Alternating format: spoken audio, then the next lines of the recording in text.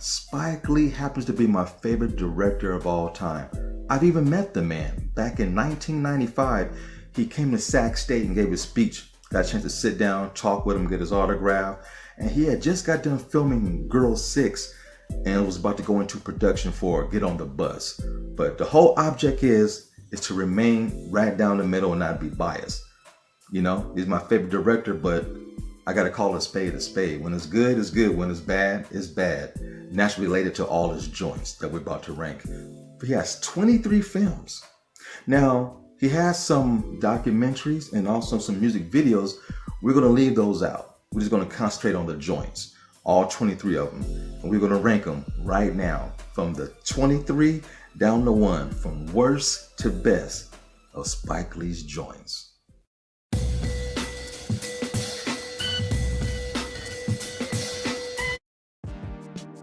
Number 23, Red Hook Summer, which came out in 2012.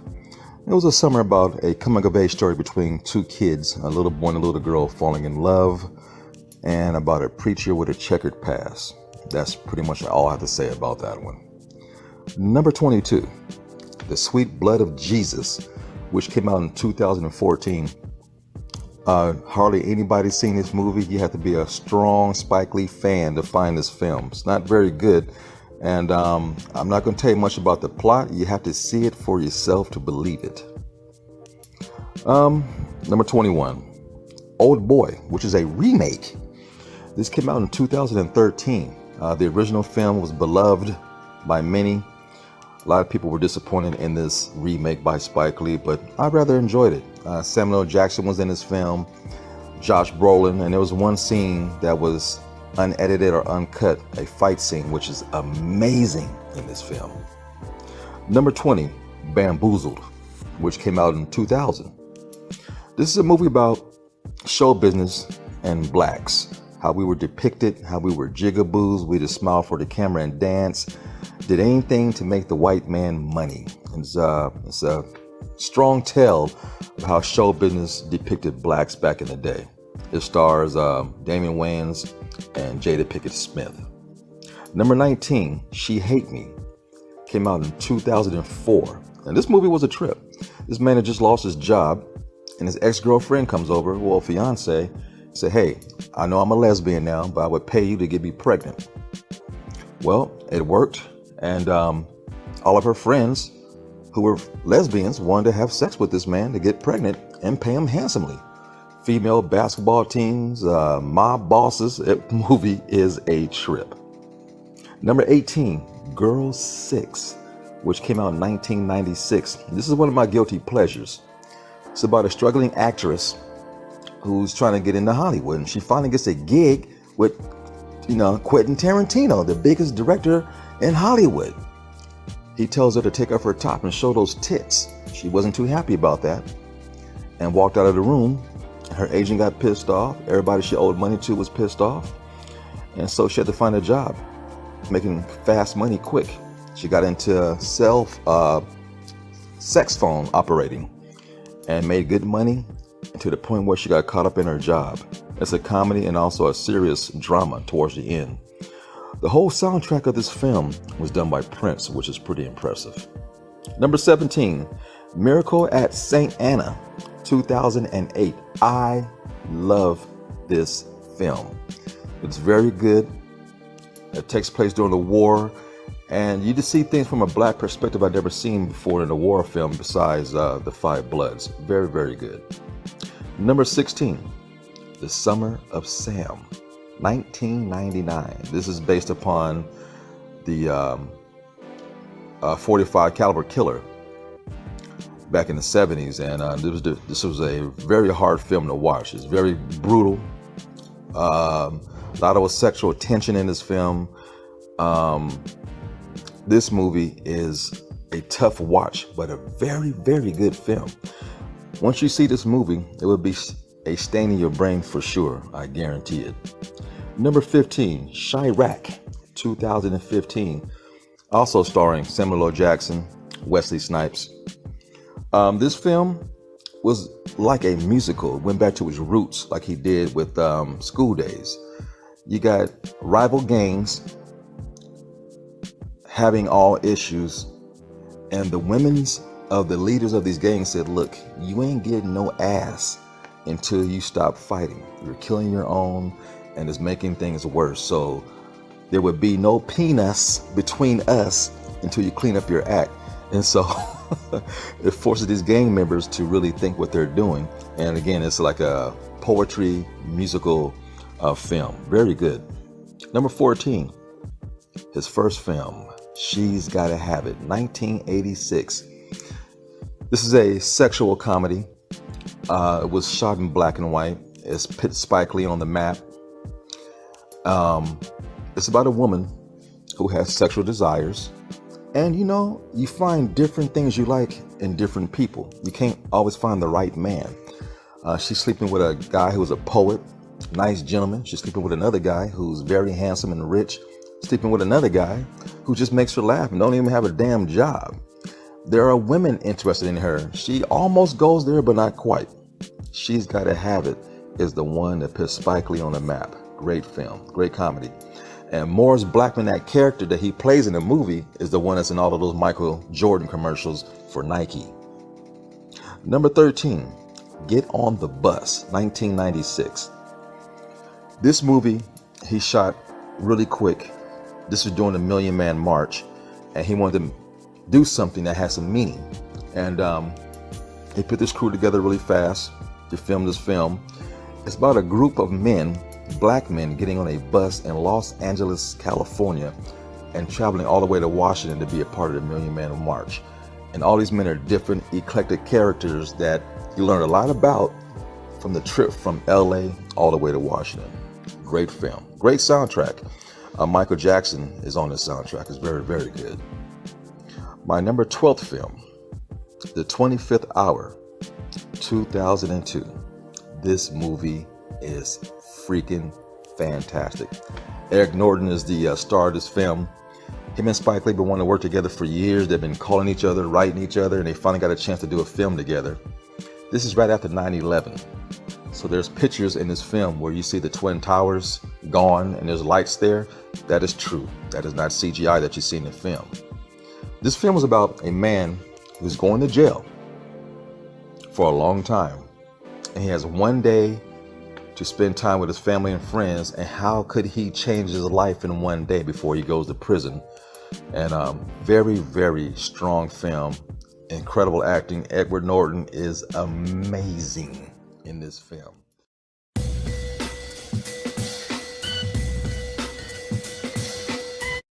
My number 11th film would be Crooklyn.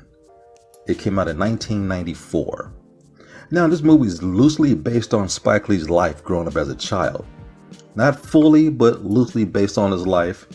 About a particular summer, living in Brooklyn as a young man, growing up with his family, and some of the things that happened in that summer that changed his life forever.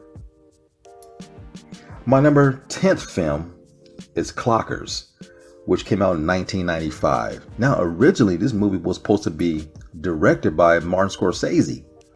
Then he pulled out of the project to do something called Casino. So Martin Scorsese himself handpicked Spike Lee to do this film. And so he went ahead and did it. This movie is based off a novel.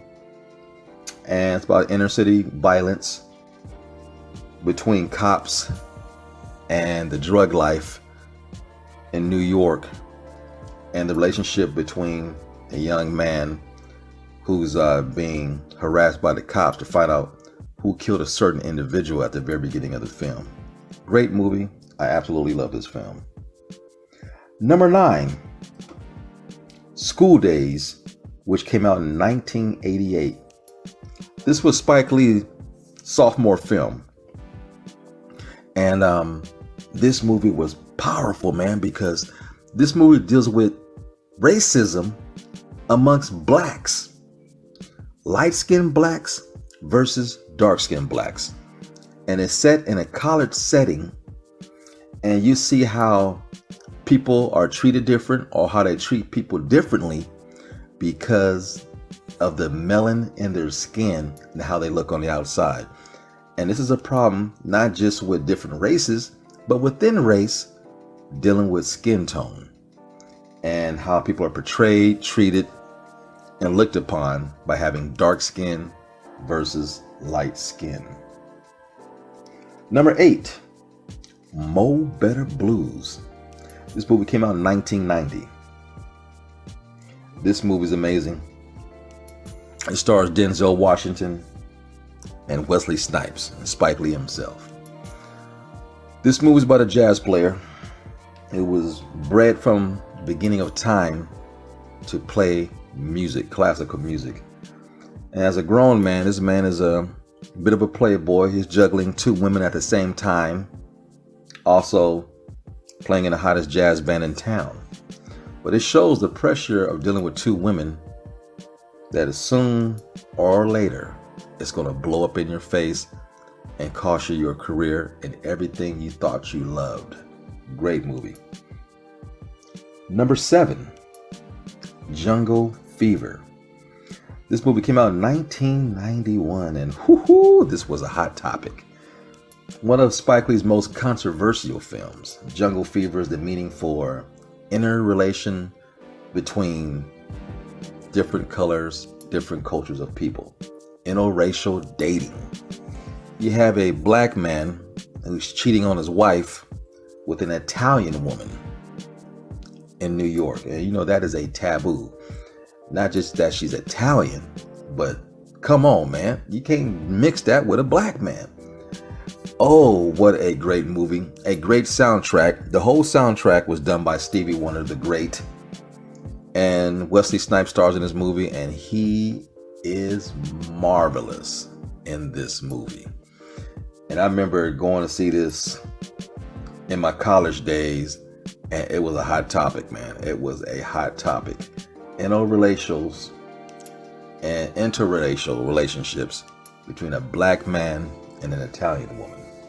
Very controversial, well written, and well acted. Great film. Number 6, He Got Game, 1998. This movie stars Denzel Washington once again. Very unique movie. This movie was written by Spike Lee. It's about a man who's doing prison time for something he did that was horrific.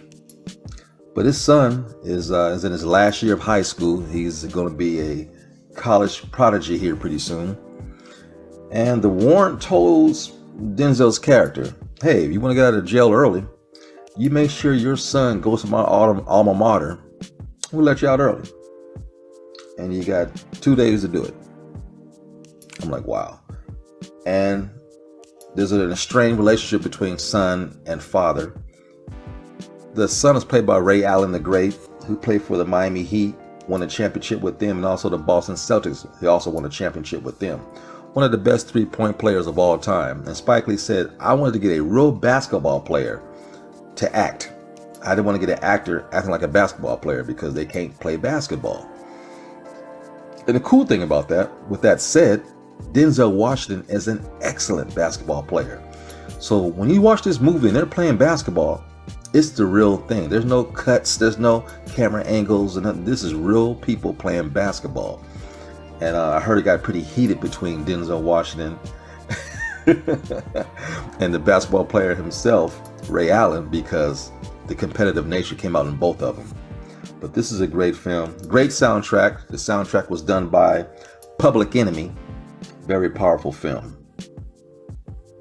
Number 5, Inside Man.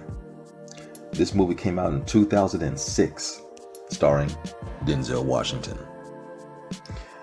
He plays a detective with a checkered past. A situation comes up. These people walk into a bank and take the whole bank hostage and everybody involved inside the bank, the workers and the people that were customers. And he's trying to negotiate how to get these people out of the predicament and get everybody out safe. And this villain, this bank robber, is clever. They've never seen anything like this in their life. And it's up to Denzel Washington and his team to try to solve the caper and get the people out out of harm's way and safe from danger in this thrilling film. This movie made a ton of money at the box office, and it's just beautifully directed. This is probably, in my opinion, Spike Lee's film that has no flaws. This movie is damn near perfect, in my personal opinion. I love Inside Man. Number 4, Da 5 Bloods. Came out in 2020. Came out on Netflix. In a year where the pandemic struck the world, this is definitely my favorite film of 2020. It should be up for some Oscar nods, but this film is about the Vietnam War and returning back to the scene of the crime 40 years later. These gentlemen, who were the 5 Bloods, vowed to go back to bury their fallen patriot, and they had found some gold from the U.S. government trying to buy off some things from the Vietnamese.